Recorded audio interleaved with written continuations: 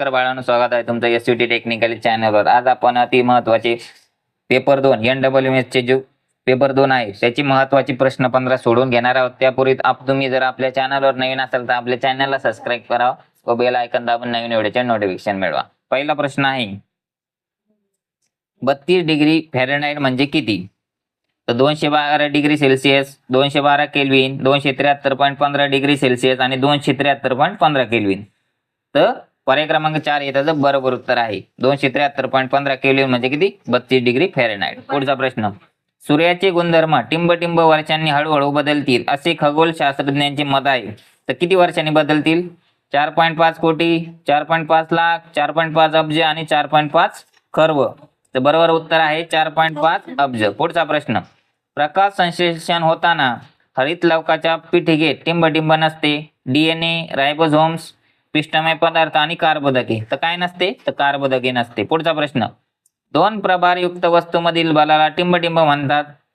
स्नायू बल, गुरुत्वीय बल, चुंबकीय बल आणि स्थितिक विद्युत बल. तर काय म्हणतात? स्थितिक विद्युत बल म्हणतात.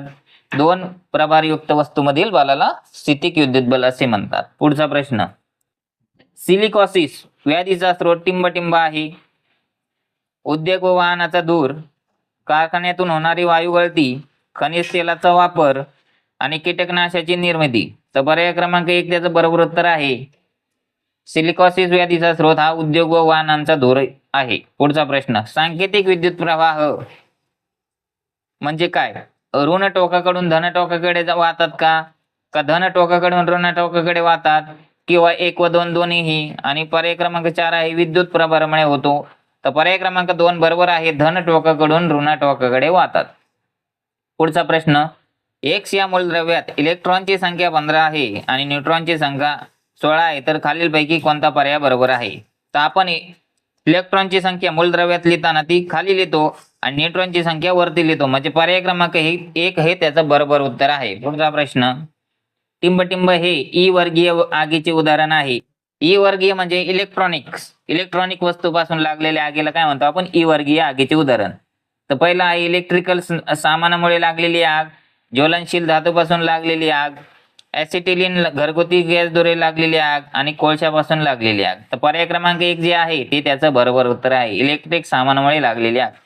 पुढचा प्रश्न, AB रक्तगटाचा शोध टिंब साली लागला. 1901, 1902 आणि 1905. तर 1902 साली AB रक्तगटाचा शोध लागला. पुढचा प्रश्न, प्रद्रव्य पटलाच्या रचनेत पुढील मेदाच्या 2 थरामध्ये टिंब असते. पाणी, क्षार, प्रथिनांचे रेणू आणि CO2. तर प्रथिनांचे रेणू असतात. पुढचा प्रश्न, लोखंडावर ऑक्सिजन वायूची अभिक्रिया होऊन टिंब रंगाचा लेप तयार होतो.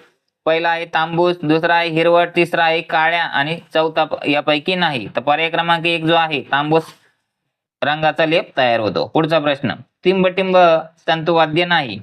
सतार, गिटार, विणा आणि सनई. तर यामध्ये सतार, गिटार आणि विणा हे तंतुवाद्य आहे आणि सनई हे तंतुवाद्य नाही.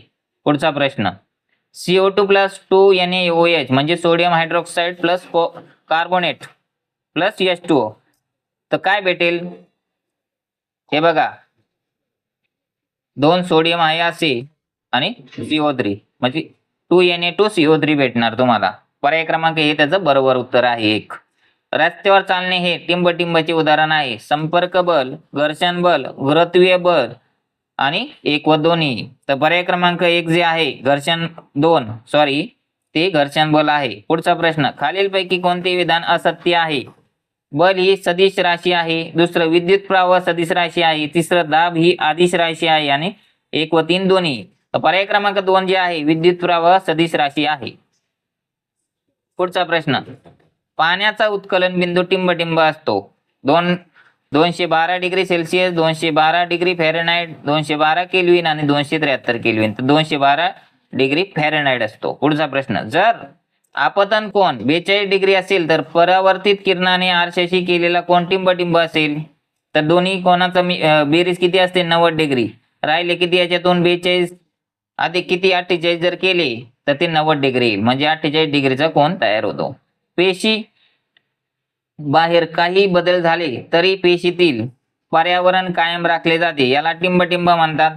पेशीय भक्षण, पेशीय उत्सर्जन, समस्थिती आणि विसरण. तर समस्थिती हे पर्याय बरोबर आहे. पुढचा प्रश्न, शेवटचा प्रश्न बघूया आपण.